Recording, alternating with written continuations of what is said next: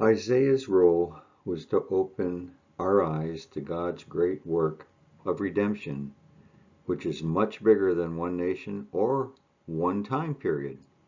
From Isaiah, Nephi learned that he and his people, though separated from the rest of Israel, were still part of God's covenant people.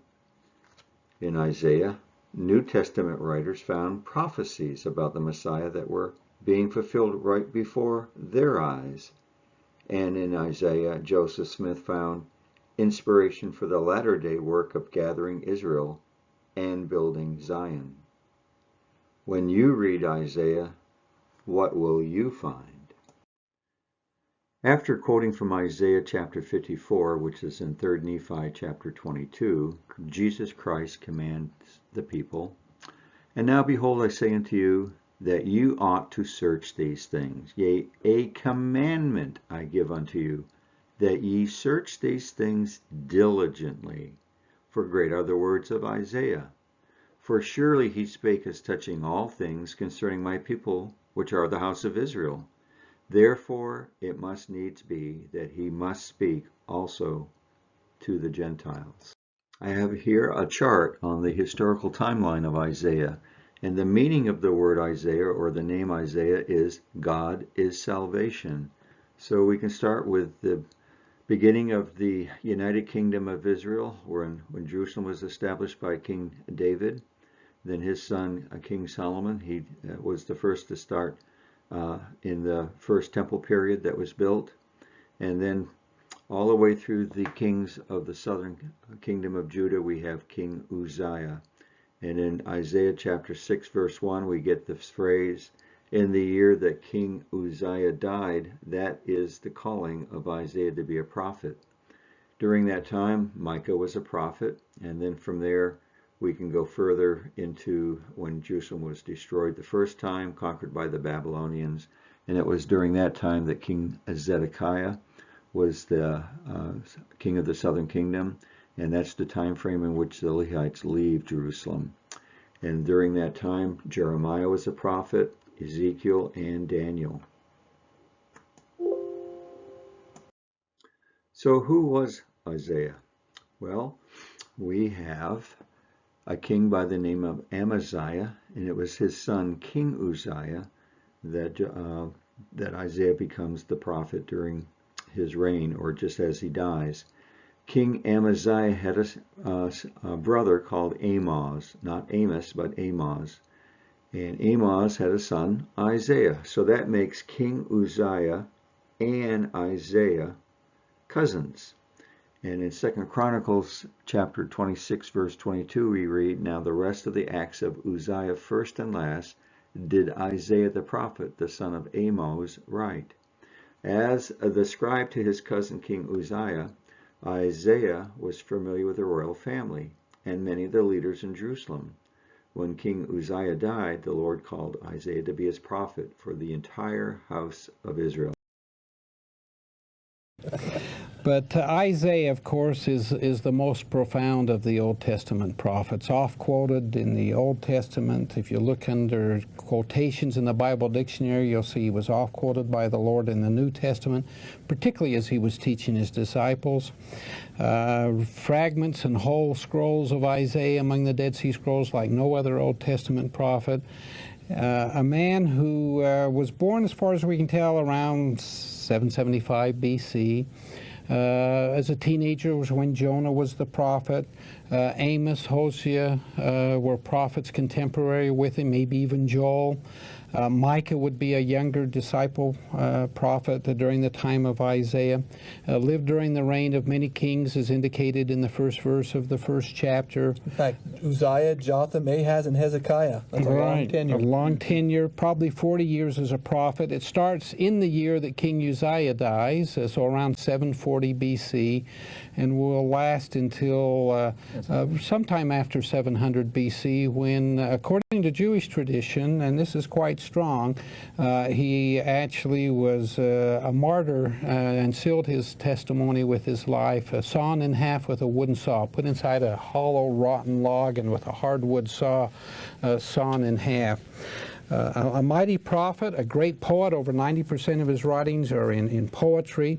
It comes through beautifully, but because of his profound message, I mean, he is to Hebrew like, say, a Goethe is to German or a Shakespeare is to English. He's a master of communication and of literary devices and all. I mean, it would be hard to understand him anyway without all of the prophetic symbolism and the prophecies that are there. It's going to be a great adventure these next few periods for us to highlight some of his work. So here I have a chart that highlights the genealogy of the kings of the ancient Israel and Judah. In blue, light blue, I have the United Kingdom of starting with Saul, David, then Solomon, and then the division occurs with the northern kingdom of Israel, the capital in Samaria, and the southern kingdom of Judah with the capital in Jerusalem. And then I name the names of those kings. And in the southern kingdom, I start with Rehoboam, which is number 1. And then it goes all the way down to the 10th king, which is Uzziah. And he reigns from 783 to 742 BC. And that's the year in which King Uzziah died. And then from him, we have King Jotham, then King Ahaz, and then Hezekiah. And in the northern kingdom during that time frame, we have King Pekah, whose reign is from 740 to 732 BC. And then after him, King Hoshea reigns from 732 to 721. Now, the surrounding nations that are affected by all of the political and the wars and the conquering and so forth, those are the kings Tiglath-Pileser III, Shalmaneser, which is the king of Assyria, and then we have King Sargon, and then King Sennacherib.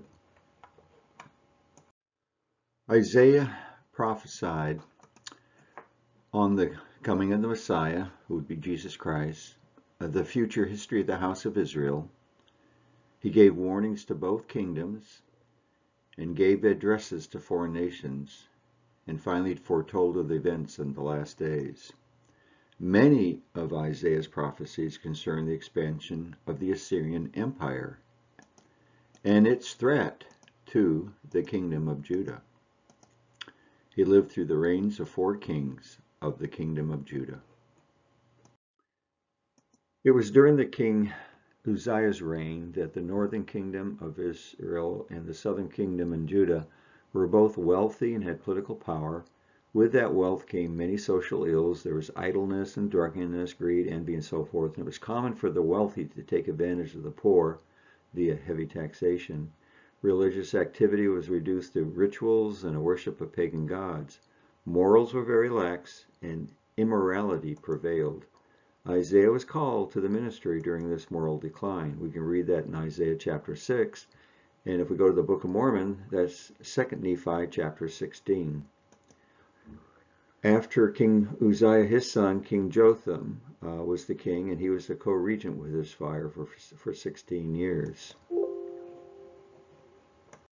After King Jotham, we have King Ahaz. He reigned for 16 years, and it was the Syro-Ephraimite war that was around 734 BC that had King Pekah, who was the king of Israel, and Rezin, the king of Syria, plotting to capture Jerusalem and replace Ahaz, the king of Judah, with someone of their own choosing. Their plan was to form an alliance, or what they referred to as a confederacy, with Syria, Israel, and Judah to battle the Assyrian Empire. We can read that in 2 Nephi chapter 17 or Isaiah chapter 7. Isaiah revealed this plot to King Ahaz and pled with him to trust that message came from God and not to form the alliance. Unfortunately, Ahaz disregarded Isaiah's warning and went ahead and made an agreement with Assyria. So we can read about this in Isaiah chapter 7, 8, and 9, which relates to 2 Nephi chapters 17, 18, and 19. In chapter 7, that's given to Ahaz, don't fear Assyria. Within 65 years, Ephraim will be broken. Now that's the northern kingdom was also known as Ephraim because that was the dominant tribe from the house of Joseph. He had a brother, Manasseh. In chapter 8, we have trust in the Lord, not foreign nations. And in chapter 9, that the land of Zebulun and Naphtali, that is the area of Galilee, though invaded by Assyria, would have great light, which means Jesus Christ would be in their midst. This is a prophecy of Christ and the resulting joy he will bring. And finally, during Isaiah's reign as a prophet, or his call to be a prophet, we have King Hezekiah. He reigned from 715 to 686 BC, which was 29 years. And during his reign, the Assyrians invaded Samaria in 721 BC. We can read that in 2 Nephi 18, which is the same as Isaiah 8. A few years later, the Assyrians invaded the southern kingdom of Judah, but thanks to Isaiah's counsel, the Jews trusted in the saving power of God, and Jerusalem was saved from destruction. The Assyrians suffered great casualties, 185,000. That's 185,000. We read that in Isaiah chapter 37, verse 36. And the reference to that actually is in 2 Kings chapter 19, verse 35. And so in Isaiah's chapters 3, 5, 10, 13, 14, and then all the way up through 48, we can read the same in 2 Nephi. So in Isaiah 3, the house of Judah will be taken to captivity, and men will fall by the sword, anarchy and ruin. Isaiah 5 gives the parable of the vineyard, which is synonymous or symbol of the house of Israel, and the woes pronounced upon Judah, which is the southern kingdom. In Isaiah chapter 10, we have Assyria's fall prophesied, and it did fall into Babylon in 612 BC. In Isaiah chapter 13, God will defeat Babylon by Cyrus the Great, who reigned from 600 to 530 BC. He's known as the Sanctified One of the Persian Empire, and the Persian Empire was known as his Mighty Ones.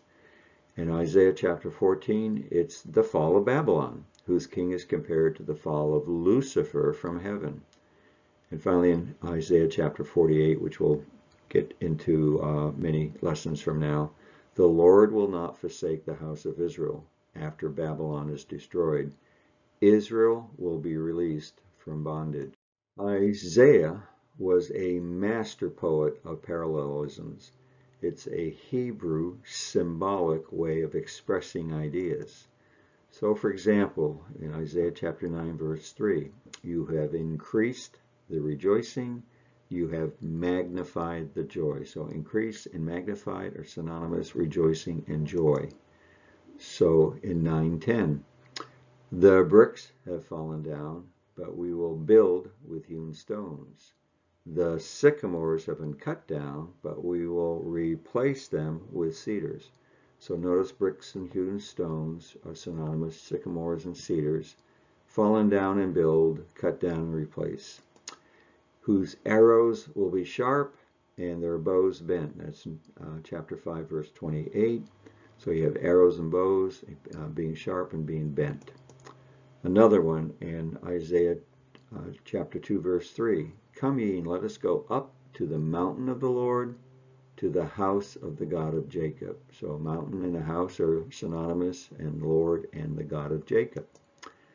In chapter 49, verse 22, they will bring your sons in their bosoms, and your daughters will be carried upon their shoulders. So you have bringing and carrying sons and daughters, they're all synonymous, and then bosoms and shoulders. And finally, in chapter 51, verse 2, look to Abraham your father, and to Sarah, she that bare you, which is equivalent to mother. These types of Hebrew poetic parallelisms were first identified by Bishop Robert Lowth, who lived from 1710 to 1787 of the Church of England. He seems to have been the first modern Bible scholar to notice or draw attention to the poetic structure of the Psalms and much of the prophetic literature of the Old Testament. In his lecture number 19, he sets out the classic statement of parallelism, which remains the most fundamental category for understanding Hebrew poetry. It identifies three forms of parallelism: the synonymous, the antithetic, and the synthetic. That is, the balance only in the manner of expression without either synonymy or antithesis. This idea was has been influential in the Old Testament studies to the present day. So an example of synonymous would be Isaiah chapter 1 verse 3. The ox knoweth his owner, and the ass his master's crib. The antithetic would be Isaiah chapter 1 verse 19 and 20. If ye be willing and obedient, you shall eat the good of the land. But if you refuse and rebel, you shall be devoured with the sword. And the synthetic would be in Isaiah chapter 1 verse 31. And the strong shall be as tow, and the maker of it as a spark. And they shall both burn together, and none shall quench them. Little did you know that a missionary was saved by Isaiah. Two missionaries are walking through a dangerous neighborhood. They get caught in the middle of a gunfight, and one of the missionaries is shot right in the chest. After the danger has passed, and the stunned missionary jumps to his feet and pulls out the small Book of Mormon that he keeps in his shirt pocket so that it will be near his heart. He opens it up, and a bullet falls out. The missionary turns to his companion and says, "See, elder, nothing can penetrate Isaiah in 2nd Nephi."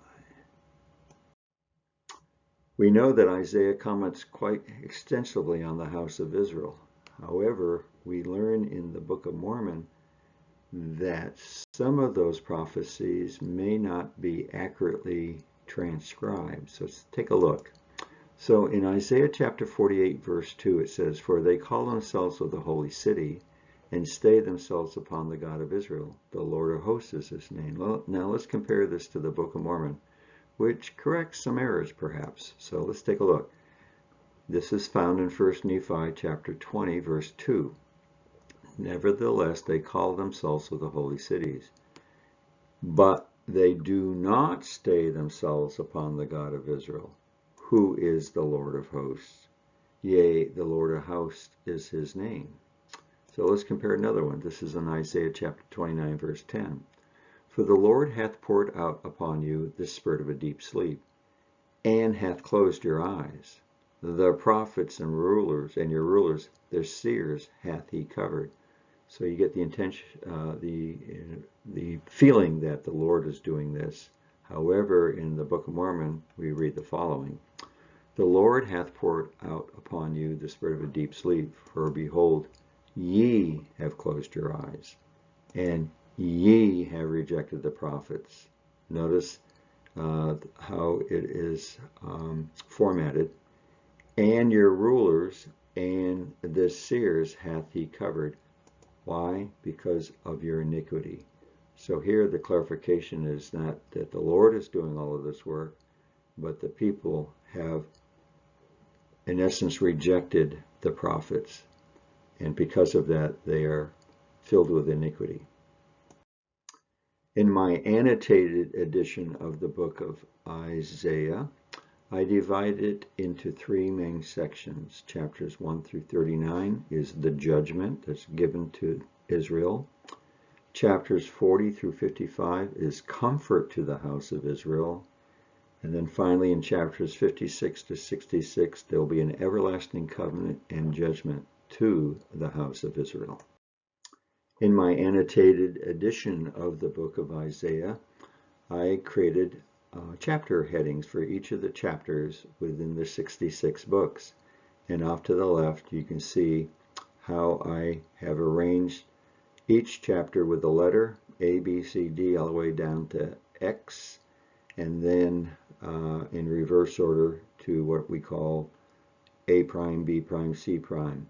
And that's known as a chiastic structure. So I'm going to highlight the letter T, U, V, W, and then X, and you can see that T is chapter 21, and then T prime is chapter 47, and you can see that it's chiastic. So if I say in my chapter heading on chapter 21, it's a judgment against Babylon, and T prime is the Lord triumphs over Babylon.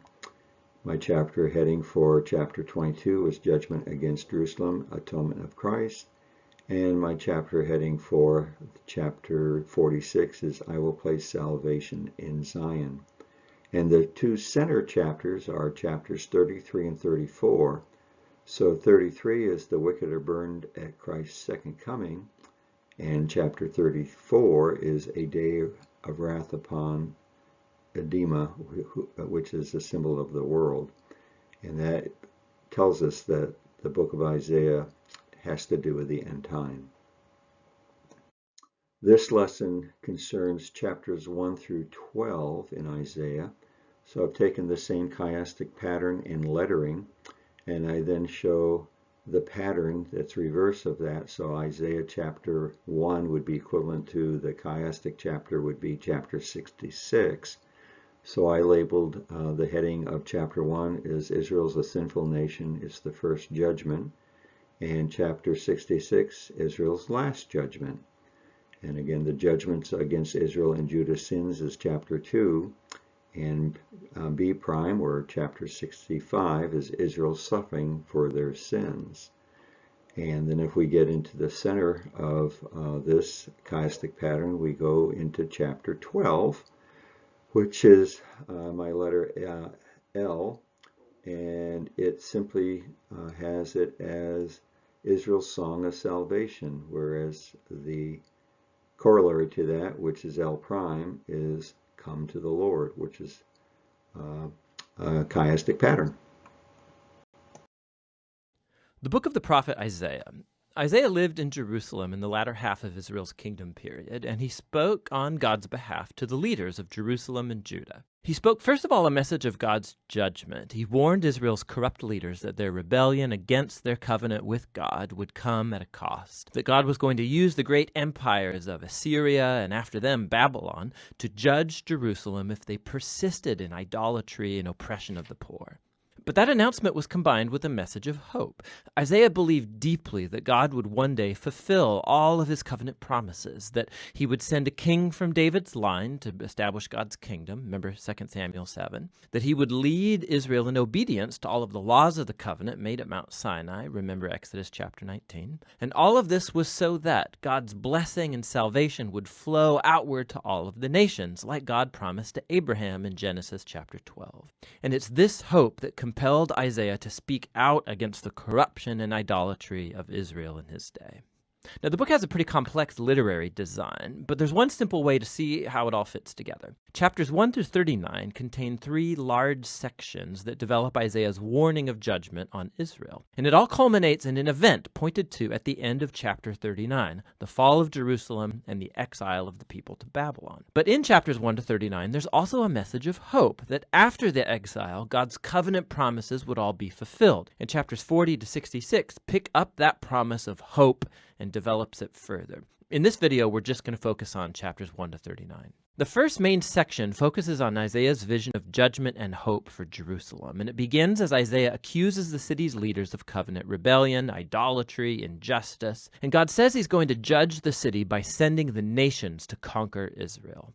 Isaiah says that this will be like a purifying fire that burns away all that's worthless in Israel in order to create a new Jerusalem that's populated by a remnant that has repented and turned back to God.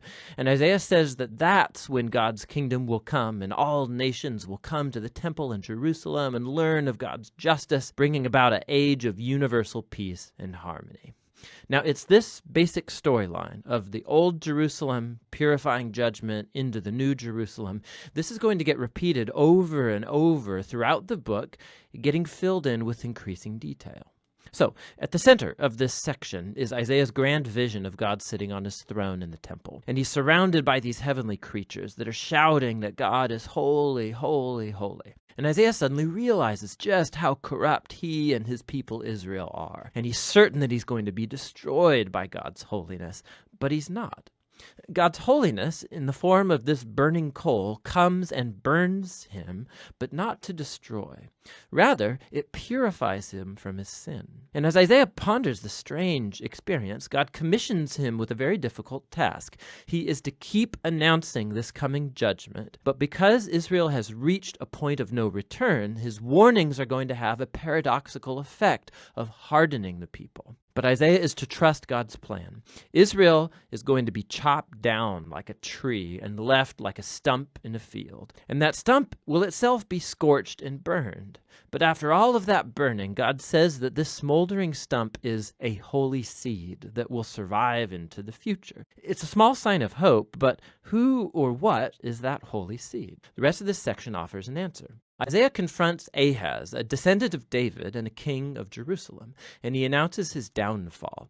God says that it's the great empire of Assyria who will first chop Israel down and devastate the land, but there's hope. Because of God's promise to David, he's going to send after this destruction a new king named Emmanuel, which means God with us. And Emmanuel's kingdom is going to set God's people free from violent, oppressive empires. And Isaiah describes this coming king as a small shoot of new growth that will emerge from the old stump of David's family. It's this king that's the holy seed from chapter 6. And the king is going to be empowered by God's Spirit to rule over a new Jerusalem and bring justice for the poor, and all nations will look to this messianic king for guidance. His kingdom will transform all creation, bringing peace.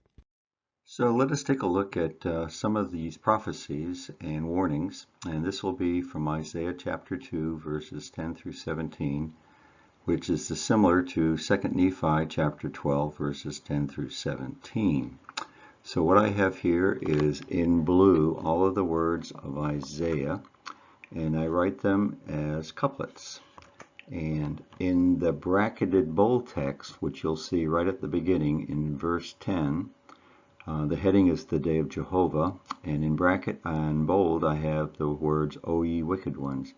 That is not found in the King James Version of the Old Testament, but it is in the Book of Mormon. Enter into the rock and hide thee in the dust and fear the Lord, for the glory of the God of his majesty, and in brackets again, shall smite thee. That's a Book of Mormon phrase, not found in the King James edition of the Bible. Again, it shall come to pass, that's in the Book of Mormon, the lofty looks of man shall be humbled, and the haughtiness of men shall be bowed down, and the Lord alone shall be exalted in that day. For the day of the Lord of hosts soon cometh upon all nations. That's the Book of Mormon phrase. Yea, upon every one. Yea, upon every one that is proud and lofty. Notice shall be has been striked out or crossed out. That is not found in the Book of Mormon text. They are not there. However, what is there is, upon every one that is proud and lifted. And upon every one that is lifted up, and he shall be brought low. Again, the Book of Mormon phrase, yea, in the day the Lord shall come. And again, Christ out upon all the cedars of Lebanon, for they are high and lifted up, and upon the oaks of Bashan, upon all the high mountains, and upon the hills, and upon all the nations, not hills, that's been crossed out, that are lifted up. And upon every people, that's again a Book of Mormon phrase, and upon every high tower, and upon every fence wall, and again a Book of Mormon phrase, and upon all the ships of the sea, and upon the ships of Tarshish, and upon all pleasant pitchers, and the loftiest men shall be bowed down, and the haughtiest men shall be made low, and the Lord alone shall be exalted in that day. So in my edited book, I also have these little insights that are in kind of a gold box. So the cedars of Lebanon, I have cedar trees have great height, and oak trees have great strength, but they both together will be brought down by the judgment of the Lord. Or another comment I make, for example, upon all the ships of Tarshish, and upon all pleasant pitchers, I write, literally upon all imagery of delight. The combination of the phrase, the ships of Tarshish, suggests the influence that includes the works of art which were brought by them from the east and west. For these, it would seem, there was a mania among the higher classes of Jerusalem. And in the gold highlighted text, on the bottom, I have an insight upon all the ships of the sea. When Joseph Smith was translating the Book of Mormon, it appears he did not just copy the Isaiah passages directly from the King James Version Bible. One example is upon the ships of Tarshish and upon all the pleasant pitchers in the King James Version. However, at the beginning of 2 Nephi, the Book of Mormon adds, and upon all the ships of the sea. The Greek Septuagint has the verse written, and upon every ship of the sea, and upon every display of fine ships. including all the ships of the sea, indicates that Joseph Smith was translating an ancient record. Okay, as we continue along with same chapter, now we're into verse 18 all the way through 22. And the idols he shall utterly abolish, and they shall go into the holes of the rocks and into the caves of the earth. For the fear of the Lord, again, the Book of Mormon says, shall come upon them, and the glory of his majesty shall smite them. That's a Book of Mormon phrase. And he riseth to shake terribly the earth. And in that day a man shall cast his idols of silver and his idols of gold, which he hath made each one for himself to worship, to the moles and to the bats, to go into the clefts of the rocks, and to the tops of the ragged rocks. For the fear of the Lord shall come upon them. Book of Mormon phrase. For the glory of his majesty, when he rises to shake terribly the earth, cease ye for man whose breath is in his nostrils. For wherewith in is he to be accounted of.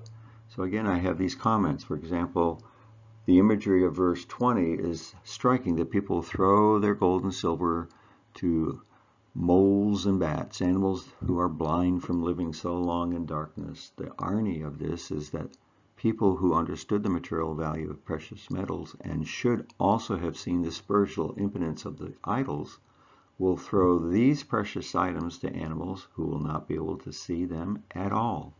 That's from Victor Ludlow in his book called Isaiah the Prophet, Seer, and Poet. And I have examples of what a mole would look like in a bat. They have no eyes, and the prophet Isaiah represents them as those who are blinded by their idols of silver and gold.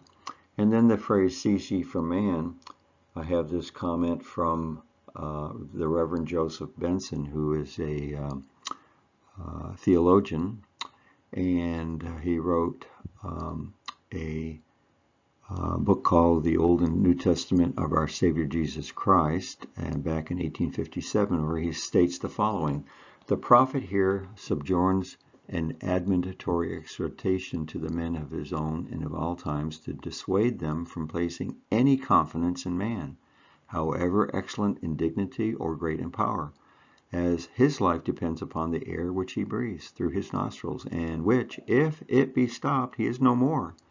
And therefore, if you abstract from him the providence and grace of God, and consider him as left to himself, he is worthy of very little confidence and regard. Then he quotes Psalms 146, put not your trust in princes, nor in the Son of Man, in whom there is no help. His breath goeth forth, he returneth to his earth, in that very day his thoughts perish. So here's some commentary on Isaiah chapter 7, verses 10 through 20, and this is equivalent to 2 Nephi 17, verses 10 through 20. This is the sign to Ahaz the Emmanuel prophecy. Moreover, the Lord spake unto Ahaz, saying, ask thee a sign of the Lord thy God, ask it either in the depth or in the height above. But Ahaz said, I will not ask, neither will I tempt the Lord. And Isaiah said, oh, hear ye now, O house of David, is it a small thing for you to weary men, but you will weary my God also? Therefore the Lord himself shall give you a sign. Behold, a virgin shall conceive and bear a son, and shall call his name Emmanuel, which means God is with us. Butter and honey shall he eat, that he may know to refuse the evil and to choose the good. For before the child shall know to refuse the evil and choose the good, the land that thou abhorrest shall be forsaken of both her kings. And then he predicts the Assyria's invasion of Judah. The Lord shall bring upon thee and upon thy people and upon thy father's house days that have not come, from the day that Ephraim departed from Judah, even the king of Assyria. And that king is Tiglath-Pileser. And it shall come to pass in that day that the Lord shall hiss for the fly that is in the uttermost part of the rivers of Egypt, and for the bee that is in the land of Assyria. And they shall come, and shall rest all of them in the desolate valleys, and in the holes of the rocks, and upon the thorns, and upon bushes. In the same day shall the Lord shave with a razor that is hired, namely, by them beyond the Euphrates river, by the king of Assyria. the head of the hair and the hair of the feet, and it shall also consume the beard. So here's a couple comments in the gold box. Here's another example in which men revise the scriptures without the inspiration of the Spirit. Isaiah, in predicting the birth of Christ, said, "Behold, a virgin shall conceive and bear a son, and shall call his name Emmanuel." When Isaiah used the word virgin, he was saying that a woman who had not known a man should bear a son. The modern translators say, "Behold, a young woman shall conceive and bear a son, and shall call his name Emmanuel." That's in the Revised Standard Version of the same verse. You see, they do not believe that Christ was divine, so it does not make any difference to them whether they say a young woman or a virgin. Also, I say Ephraim departed from Judah has been highlighted in gold. So what does that mean? So when all the Israel saw that the king hearkened not unto them, the people answered the king, saying, "What portion have we in David? Neither have we inheritance in the son of Jesse. To our tents, O Israel, now see to thine own house, David." So Israel departed unto their tents, but as for the children of Israel which dwelt in the cities of Judah, Rehoboam reigned over them. He was the first king of Judah, and was the son of King Solomon. Then King Rehoboam sent Adoram, who was over the tribute, which means the taxes, and all Israel stoned him with stones, that he died. Therefore King Rehoboam made speed to get him up to his chariot to flee to Jerusalem. So Israel, which is now renamed Ephraim, rebelled against the house of David, which is known as Judah, unto this day. We read that in 1 Kings chapter 12, verses 16 through 19. I have another example. This is Isaiah chapter 11, verses 11 through 16, which is equivalent to 2 Nephi chapter 21, 11 through 16. "An ensign will gather Israel. And it shall come to pass in that day that the Lord shall set his hand again the second time to recover the remnant of his people, which shall be left from Assyria, and from Egypt, and from Pathros, and from Cush, and from Elam, and from Shinar, and from Hamath, and from the islands of the sea. And he shall set up an ensign for the nations, and shall assemble the outcasts of Israel, and gather together the dispersed of Judah from the four corners of the earth. The envy also of Ephraim shall depart, and the adversaries of Judah shall be cut off. Ephraim shall not envy Judah, and Judah shall not vex Ephraim. But they shall fly upon the shoulders of the Philistines toward the west. They shall spoil them of the east together. They shall lay their hand upon Edom and Moab, and the children of Ammon shall obey them.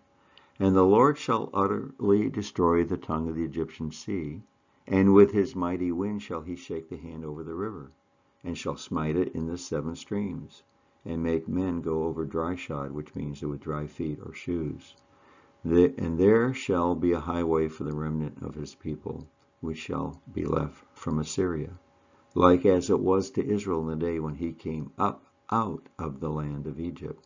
So the comment that I have about they shall fly upon the shoulders of the Philistines toward the west is from Orson Whitney in a conference report that he gave in 1919. He says the Philistines lived west of Israel and were famous for their shipping trade throughout the Mediterranean, and is used as a symbol for travel. Their steamships, their railroads, their means of rapid transit and communication, these are the shoulders of the Philistines, upon which the children of Ephraim have been and are being brought to the west, to the land of Zion, where the new Jerusalem is to rise.